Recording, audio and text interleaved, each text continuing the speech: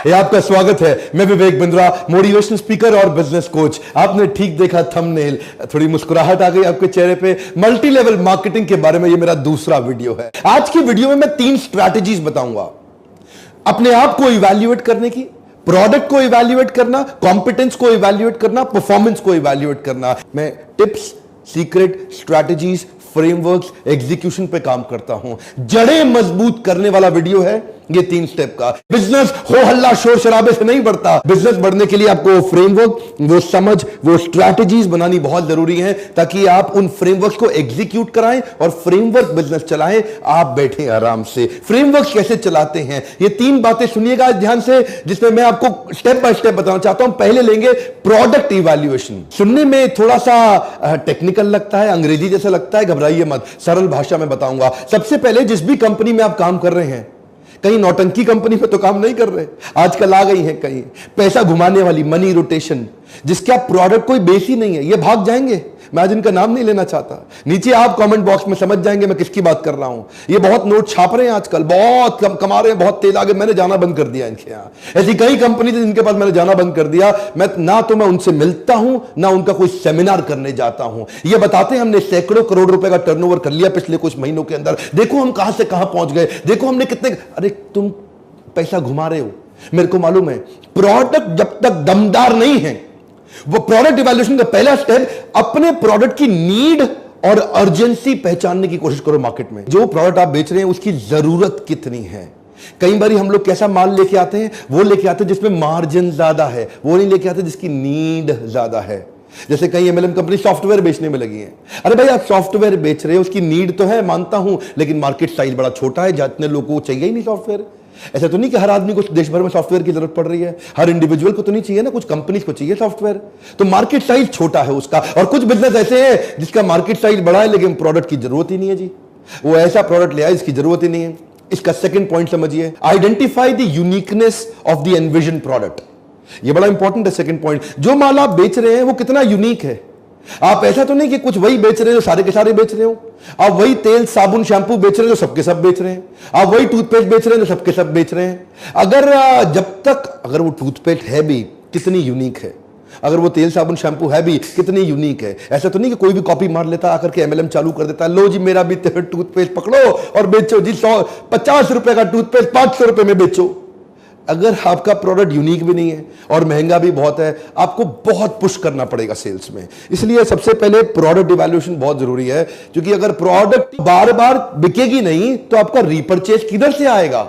Repurchase तो बहुत जरूरी है एमएलएम के अंदर। देखो, अगर कंपनी और प्रोडक्ट को ठीक इवैल्यूएट नहीं किया तो आपके लिए टाइम कंज्यूमिंग हो जाएगा, अल्टीमेटली आपको बहुत एक्सपेंसिव पड़ेगा, आपको ये नेगेटिव पड़ेगा, डिसरप्टिव पड़ेगा। इसीलिए शुरुआत से ही ठीक कंपनी, ठीक प्रोडक्ट पे काम करिए। अच्छे ग्लोबल जायंट्स हमेशा पीएसपी बिल्ड करते हैं, प्रॉब्लम सॉल्विंग प्रोडक्ट। वो प्रोडक्ट जिससे मार्केट की बड़ी बर्निंग प्रॉब्लम सॉल्व हो रही हो। तो जो आप एमएलएम में बेच रहे हो, ऐसा तो नहीं कि जी आप भी वही बेच रहे हो जो सारे बेच रहे हो, कोई बर्निंग प्रॉब्लम आप सॉल्व ही नहीं कर पा रहे। डिजिटल ब्रांड्स भी हैं, वो सब पीएसपी फॉर्मूला पे काम करते हैं, चाहे वो टेस्ला हो, गूगल हो, एप्पल हो, आईबीएम हो, अलीबाबा, अमेजॉन हो, माइक्रोसॉफ्ट हो, नेटफ्लिक्स हो, स्नैपचैट हो, फेसबुक, व्हाट्सएप या यूट्यूब। ये सब वो ब्रांड है जिनको एडवर्टीजमेंट नहीं करना पड़ता, प्रॉब्लम सॉल्विंग प्रोडक्ट तैयार कर गए। एनीवेज वो ट्रेडिशनल ब्रांड है। आप मल्टी लेवल मार्केटिंग में है, सोचिए कि माल जो प्रोडक्ट आपका है उसको जरूर इवैल्यूएट कर लीजिए। और अगला है कॉम्पिटेंस इवैल्यूएशन। अपना भी तो कॉम्पिटेंस इवैल्यूएशन करना पड़ेगा आपको। चलो, आपने कंपनी को तो आकलन कर लिया, अपना आकलन किया आपने कंपनी का इवैल्यूएशन कर लिया, अपना इवैल्यूएशन किया कि आप भी उस एमएलएम कंपनी के लायक हैं भी कि नहीं है। इसमें भी 3 हिस्से हैं, पर्सनल इफेक्टिवनेस, इंटरपर्सनल इफेक्टिवनेस और ऑर्गेनाइजेशनल इफेक्टिवनेस। क्या होती है 3 चीजें ये? पर्सनल इफेक्टिवनेस मतलब आप खुद अंदर से कितने ताकतवर हैं। क्या आप में वो नेगेटिव कस्टमर को सहने की क्षमता है कि नहीं, आप में वो फेलियर को सहने की क्षमता है कि नहीं है। 100 लोगों से आप मिले, क्या आप में 95 नेगेटिव फेलियर्स को टॉलरेट करने की ताकत है? अगर आप में पर्सनल इफेक्टिवनेस ही नहीं है तो इंटरपर्सनल कहां से आएगी सर? पहले तो पर्सनल होगा, फिर तो आएगा ना इंटरपर्सनल। अगर आप ही ताकतवर नहीं है तो दूसरों को कहां से ताकत देंगे आप? अगर आपकी जेब में 100 रुपया है, 1000 रुपया दे ही नहीं सकते किसी को। पहली ताकत तो आपके अंदर वो कन्विक्शन, वो एंथुसियाज्म का ट्रांसफर ही सेल्स को बढ़ाता है। जितना आप अपने प्रोडक्ट पे उत्साहित है ना, उतना ही उत्साह दूसरे वाले को दे सकते हैं। आपका personal effectiveness that's first. Second है इन्फ्लुएंस करने की कला, सामने वाले को कोच करने की कला, उसको इन्फ्लुएंस करना आता है आपको? क्या आप बड़े से बड़े ऑब्जेक्शंस को हैंडल कर लेते हैं? क्या आप दूसरों को प्रभुभावित कर लेते हैं? ये हो गया इंटरपर्सनल, पहला पर्सनल, दूसरा इंटरपर्सनल, तीसरा ऑर्गेनाइजेशनल। ऑर्गेनाइजेशनल क्या होता है? अपलाइन और डाउनलाइन, इनके साथ आपके कैसे संबंध, क्या आप अपलाइन को कंटिन्यूअसली रिस्पेक्ट कर पा रहे हैं या अपलाइन को अपने कंपटीशन की तरह देख रहे हैं? अगर अपलाइन से संबंध अच्छा नहीं है, आपका गेम तो वैसे भी ओवर हो जाएगा।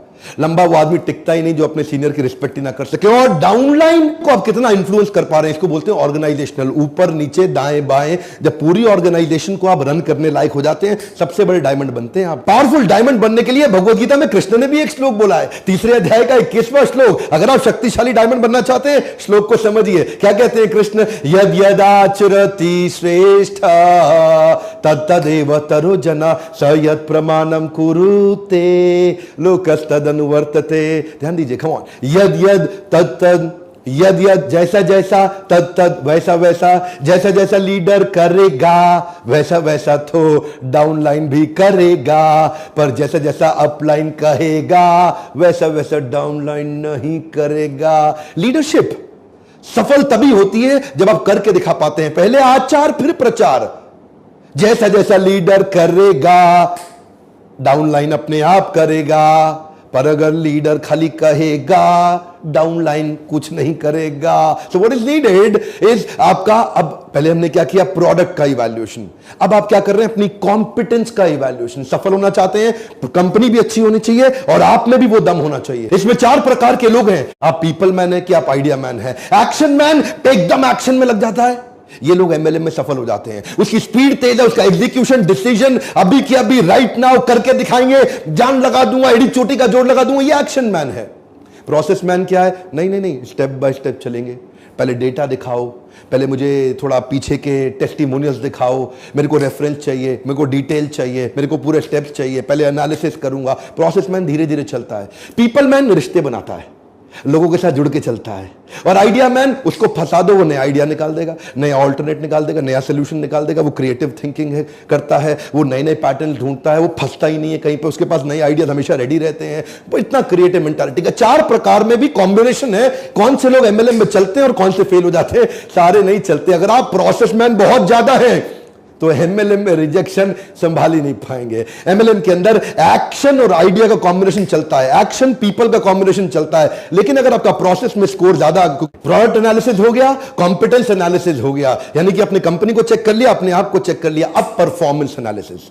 भैया आप घुस तो गए कंपनी में, एमएलएम में ज्वाइन तो कर गए, अब 5 स्टेप में देखिए कि आपकी परफॉर्मेंस ठीक आ रही है कि नहीं आ रही है। क्या आपके स्कोर बोर्ड बना पा रहे हैं आप? क्या आप अपने एफर्ट स्कोर और अपने रिजल्ट स्कोर, ध्यान दीजिएगा, मैं इसको बोल रहा हूं, ऐसा ऐसा हाथ कर रहा हूं, ये एफर्ट स्कोर, मेहनत का स्कोर, और ऐसा ऐसा कर रहा हूं मतलब नोट कितना आ रहा है आपका, महीने का इनकम कितना आ रहा है, रिजल्ट स्कोर। ये वाला स्कोर अलग है, ये वाला स्कोर अलग है। जब ये वाला स्कोर एफर्ट वाला कंट्रोल में आएगा, तभी ये वाला जो मंथली चेक आता है, आपको वीकली पे आउट मिलता है, वो कंट्रोल में आएगा। तो एफर्ट स्कोर को कंट्रोल में करने के लिए पहले आपको 5 स्ट्रैटेजी की वर्कशीट बनानी होगी। बड़ी सिंपल है। मेरी ये मत समझिए कुछ स्ट्रैटेजी वर्कशीट, अरे पता नहीं क्या होता है। अरे मेरा काम ये है कि मैं साधारण भाषा में आपको एम्पावर कर दूं। पहला चीज, number of calls made daily लिखो। आप अपना एक बेंचमार्क बना लो, मुझे कितनी कॉल्स करनी थी, अपॉन कितनी कॉल्स किया। Number 2, number of meetings done, इसको भी डेली इवैल्यूएट करना है। नंबर 3, रीपरचेज कितना हुआ, इसको भी डेली इवैल्यूएट करना है। नंबर 4, नंबर ऑफ ज्वाइनिंग कितना कराया आपने, ये वीकली इवैल्यूएट कर लीजिए, कितने लोग ज्वाइन किए। Programmes and meetings organised as an upline, ये मंथली इवैल्यूएट करिए। पहले 3 डेली इवैल्यूएट करने हैं, चौथे वाले को वीकली इवैल्यूएट करना है, 5वें वाले को मंथली इवैल्यूएट करना है। अगर इनके स्कोरबोर्ड बना लीजिए, जहां भी आप हैं साधारण घर के अंदर एक स्कोरबोर्ड बना लीजिए, उसके सामने अपने डेली के स्कोर लिख लीजिए, Monday, Tuesday, Wednesday, Thursday, Friday, Saturday, Sunday. तो आप देखिए, अगर सफल होना है ना तो 5 मीटिंग रोज करनी पड़ेगी। हाथ याद रखिए, कमान 5, जरा जोर से बोलिए 5, थोड़ा शत्रुघ्न सिन्हा स्टाइल 5। ये 5 मीटिंग याद रखिए। क्या आप 5 मीटिंग रोज कर रहे हैं? एक बेंचमार्क बना लीजिए अपने लिए। जब आपके पास बेंचमार्क हो जाएंगे नंबर ऑफ मीटिंग के, नंबर ऑफ कॉल्स के, अमाउंट ऑफ रीपरचेज डन का, इसकी स्कोरबोर्ड और डायरी तैयार कर लेंगे।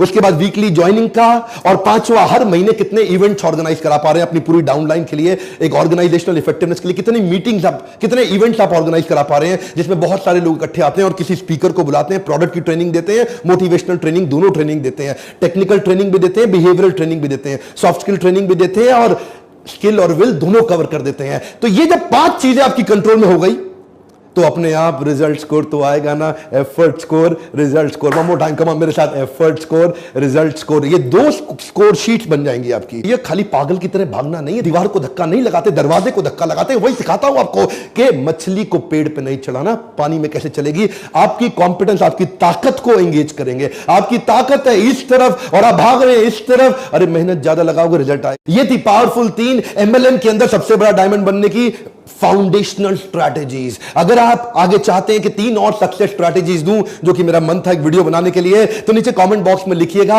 अगर आप चाहेंगे ना एमएलएम पे एक वीडियो और दूंगा। हां, सब्सक्राइब करके बेल आइकन हिट नहीं किया, वीडियो मिस कर दोगे। अगर वीडियो थोड़ा भी अच्छा लगता हो, लाइक करके उत्साह जरूर बढ़ाइए। अपनी हाई परफॉर्मेंस टीम को बिल्ड करने के लिए, अपनी डाउनलाइन को शक्तिशाली बनाने के लिए ऐसे वीडियोस जरूर शेयर करिए। लर्निंग का कल्चर डालिए। सैलरी फिक्स, तनख्वाह तो होती नहीं है। अगर लर्निंग कंटिन्यूअसली नहीं करेंगे तो मोटिवेशन बनेगा नहीं। और मेरे साथ जुड़े रहने के लिए, हर बार आके हमारे वीडियोस को देखने के लिए दिल से आप सबका